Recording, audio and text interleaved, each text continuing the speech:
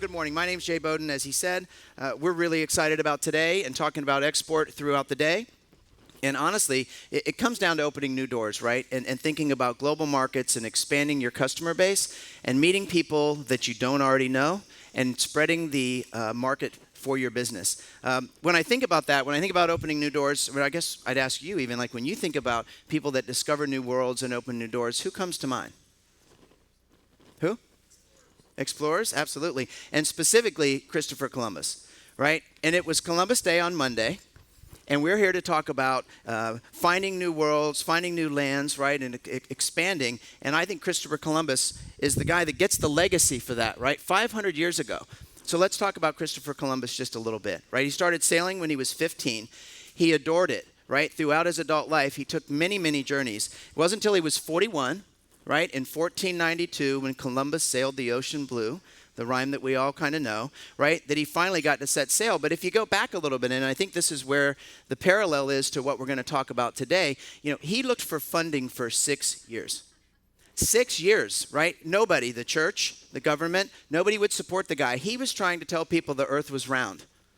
Nobody was buying it. He was trying to say that if I go west, I can discover the east. I think Asia is over here. We're going to go this way because he wanted to connect the hemispheres, right? Crazy talk. And nobody said yes. He finally got his resources in 1492. King Ferdinand and Queen Isabella agreed to grant him 87 men, 3 ships. Who remembers the names of Columbus's 3 ships? Yep. Yep. Wonderful. So he got his 3 ships. He got his 87 men. He was ready to go, right? So he'd assessed where he wanted to go. He knew there was something to discover out there. He got his ships. He finally got his funding. He set sail. 29 days later, he's ready to land in Asia. And where did he do? He landed in the Bahamas, later to be known as the Bahamas, and Cuba. He left with 3 ships, as we talked about. What you might notice here is there are only 2 of them on the screen. Well, he only came back with 2 of them, right? The Santa Maria ran aground in what was later known to be Cuba. 39 men got left behind, colonized. He comes back. And I think the point here for me is that there are a lot of learnings. There's a lot of trial and tribulation. There's iteration. There's launch, right? Launch ships, iterate, see what happened. He ended up going back 3 more times throughout his lifetime. And in the end, his legacy is that of finding the new world. So my question for this group is, what is your legacy within your organization? What's your legacy in your business world? What do you want to be known for? And do you want to be known for discovering new markets for your business and growing your clientele internationally? I would argue yes. We call it the Columbus Continuum, right? So if you look up on the screen and you think about where you are today, I'll get out of your way. When you think about where you are today, you can be on the far left, which this is like, hey, I think there's a new world out there. I think there's opportunity. I want to go for it. And my company, you in the room today, we're pretty new at this. We're in a few markets. Maybe we think there's an opportunity there. We're not sure. And today is the day where you can learn kind of how to move from being a nascent exporter potentially to moving to the middle. If you think about Columbus, this is where he was trying to get funding, right? Then he said, hey, there are markets out there. This is what I'm going to need. Then he needed to execute it. This is where he did an okay job, you could argue. Again, he was looking for silks and spices in Asia. He came back with trinkets and a little bit of gold from the Bahamas in only 2 ships. So you could argue that first journey was a failure, but in the end, he learned so much. And in the end, he did find the new world. He's credited with it. That's his legacy. And think about where you are today. Are you a sophisticated exporter? Do you know this stuff cold? Are you coming in the room today and thinking, I'm not sure how much I'm going to learn today. We're pretty good at this. So I would hope to say this. We have something for everybody. Whether you're new at export or whether you've been doing this longer than any of us, first of all, I think we can all learn from each other. Second of all, I think we have the right content. And the way we're dividing up our day, very similar to Columbus's discovery. We're going to start the morning. We're going to help you discover. We're going to understand some economics. We're going to understand what's out there in the markets. We're going to needs assess. We're going to show you some really cool tools that I think you're going to enjoy to help you understand what you need to continue to grow from an export perspective. We're going to talk about executing. Our teams, I think, are very helpful there. Your teams obviously have to be very good at that as well. And then we're going to evaluate, right? How did things go? What do we want to continue to do? Good news. We're talking about export in the digital age. We're talking about export at a time when the world is connected. So there are 7 billion people on the planet, a number we're all familiar with. 2.4 billion of them are connected to the internet. So they're accessible to you. Of the 2.4 billion, only 10% are in the United States. So here we sit, right? Mostly domestic businesses born and raised potentially in the US. 90% of the opportunity, 90% of the addressable market is outside of the United States. We predict, and the number's been out there, right? 2020 will go to 8 billion people. So 8 billion people on the planet. If our executive chairman, Eric Schmidt, were sitting here right now, he would tell you that every single one of them is going to be connected to the internet over time.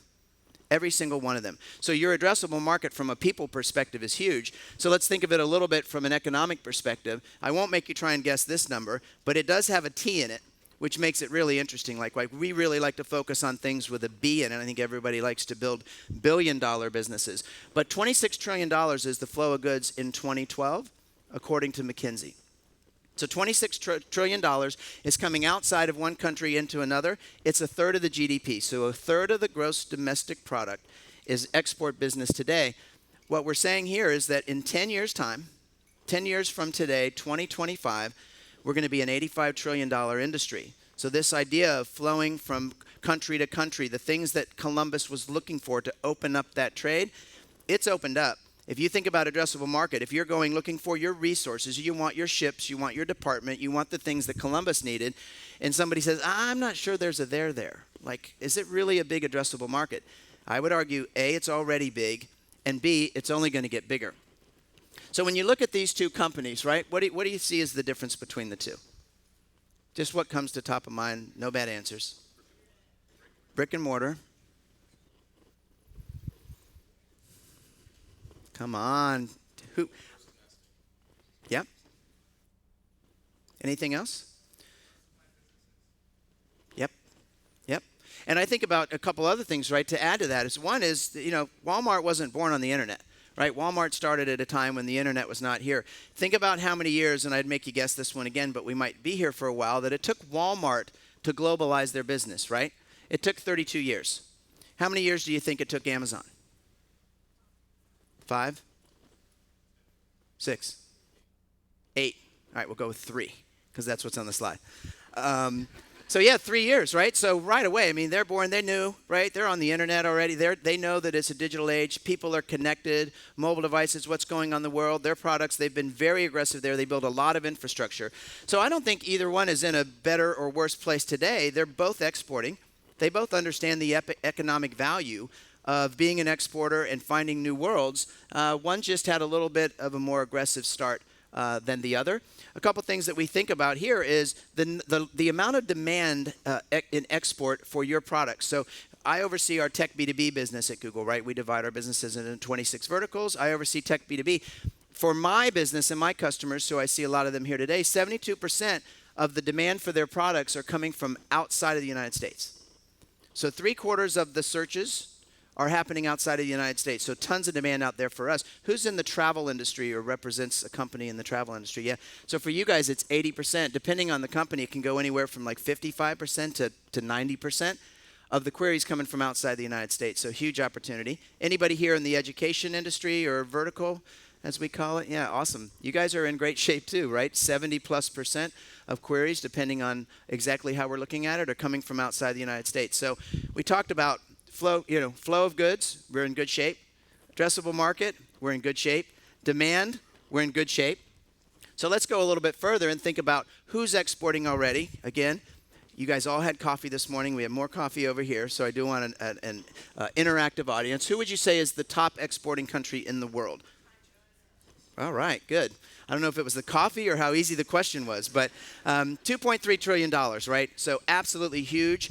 And that's as an exporter, Think of it conversely, right? Importing into China, right? Doing business in China. Google, in one of many countries that has struggled there. And I would tell you that, this morning we're going to talk and go a little bit deeper into China to try and help you there. So then what would be the number 2 largest exporting country in the world? Who? Okay. U.S. Yep, U.S. So again, that's this room, right? You guys are helping export $1.6 trillion worth of merchandise, goods, and services outside of the United States. Huge number that's growing at a great rate. And so now, some people guessed it right on the second one, but who's the 3rd largest exporting country? No. I thought I heard Germany. Yep, awesome. Oh, too late. Stop. Wait, save that for another slide. So Germany. right? 1.5 trillion, so right behind the United States. What I found interesting is that though in Germany, right, 80% of the businesses are SMBs. So again, like a lot of globalization isn't just kind of rinse and repeat, like let's do what we do in the US and do it there, like all markets are alike. And that's something we're going to talk a lot about today to help you with that as well. So when you think about the top 3 countries in terms of just sheer search volumes across all category, what's the number 1 country with volume in search? US. I heard US, I heard India. Just hang on to that second answer. Yeah, US. So we're seeing the most searches in the United States, but I would argue that we've probably all been mining the United States for a long time as well, right? I don't know how mature that market is for your company, but I would tell you based on increased competition that traditionally we're seeing, maturation in the U.S. Again, a great indicator that an export strategy could be needed. Country that has the second amount of search queries? Thank you. Good job. It's not going to be on another slide, so that was your last chance. So India here. So huge volume, but look at the 2 countries next to each other. I mean, how different are they, right? So one of the largest forms of payment in India is cash on delivery, right? I haven't paid, besides maybe a pizza, cash on delivery in the United States in a long time. It talks about, so think about the payment, right? Thinking about understand localization. Prime Minister Modi just visited Silicon Valley recently, right? Visiting places like Google, like Facebook, et cetera. So there's a huge relationship starting there. There's huge opportunity in India, but it's very tricky. So how are we going to mine that demand is something we're going to talk about a little bit more today. And then lastly, who's the 3rd largest country for search volume? Somebody said Japan earlier. It was over here, right? Did you say Japan? I thought you said Japan in the suede coat. All right, so it's Japan. So 3rd largest volume, again, very different from the other countries on the screen. And unique, a little bit of nuance there. If anybody's here from the gaming companies, et cetera, gaming is huge. The volume of queries in Japan is huge. But I learned something recently where 90% of the cell phones in Japan are waterproof. Does anybody know why? Say again? So it turns out it's because predominantly teens use their phones in the shower. So, yeah, not kidding. I'm going to leave that one alone, but they take their phones everywhere, all right? So something to know. You might not have known that. It sounds like you didn't. So then last quiz or last questions here in terms of Google growth. So we're just thinking percentages here of sheer growth. What's the first country that comes to mind? Greg? Okay. I won't call people out. All right, you're not going to guess it. It's Burundi. So Burundi is an East Central African country growing in triple digits, big time. But think about the nuance there, right? A, I had to look it up on a map. B, I had to do the same thing with number 2, by the way. And the pronunciation, it's Mayoti. And again, this is a archipelago near Madagascar, growing again in triple digits, only second to Burundi. But think about the nuance here, right? The data structure, the connections, the connectivity, predominantly mobile devices, the size of the screen, right? Pictures are much better than words, maybe in this case. It's the better play. And then last, and we won't go too deep into Central African Republic, but again, language is interesting, local nuance, but it's growing incredibly well. So again, I think working in these countries with your business would probably be what we could consider kind of hard work. Like on the continuum we showed earlier, the Columbus continuum, it'd be to the far right. You got to understand a lot there. There's probably a lot to learn before you're going to be, quote, successful in these countries. But relative to demand, where the growth is, these are the types of things we want to share with you guys throughout the day. And again, we're going to use this framework. So this kind of your export journey, you're the wheel of export, if you will, is going to look like this. So we're going to divide the day up accordingly, but we're going to start with discovery. We're going to work our way through, and we're going to help you get better. This morning, as soon as I'm done, we're going to start with excuse the interruption. Again, thinking a little bit macroeconomically, understanding some of these markets. I think it's going to be a wonderful conversation. You're going to enjoy it. We're going to talk about going global, some great tools that our company and others have developed to help you understand. Again, think about this second phase of the wheel. Where are you? How do you assess markets? How do you see what you need to do? We want to make it less risky to export. And again, through data and information is where we feel like we can help. And we're going to talk about globalization, right? So the nuance of it, again, call it globalization, internationalization, or localization. But we're fortunate to have an expert with us, and we won't have a fire, but we're going to have a fireside chat in this room. We're going to talk about acting local. We're going to talk about accelerating with mobile. Again, when you look at some of those countries with this really high growth, but we don't necessarily, the device and the lifestyle is very different. Born on mobile, we're going to try and help there. And we're going to close the day. We're going to go really fast because it's going to be toward the end of the day. We're going to have lightning talks, right? We're going to have shorter sessions, but we're going to try and get in a lot of information that can be helpful for everybody. The question is, are you ready to go on your journey? By a show of hands, are you ready? Does this seem to fit what you came to Google to talk and think about today? Because that's certainly my hope. And then, the one question for me is you guys all got a pad and a pen in your chairs. So what I'd like for you to do is think about right now how you think of Google when you think about exporting. When you think about your legacy within your company, you think about the opportunity that's out there globally. How do we fit? How are you partnering with Google today? Doesn't have to be a great answer. You're not going to say it to me now. But just like one thing, like that one thing you think, oh, Google, oh, these are guys, this is what we do. I'm going to ask you the same question at 4 o'clock. Hopefully you'll have the same pad of paper, so keep it with you. And then at that point, I would like for you guys to stand up and share with us what you thought about us when you started today and what you think about how we can help you when we move forward and we're done with our day.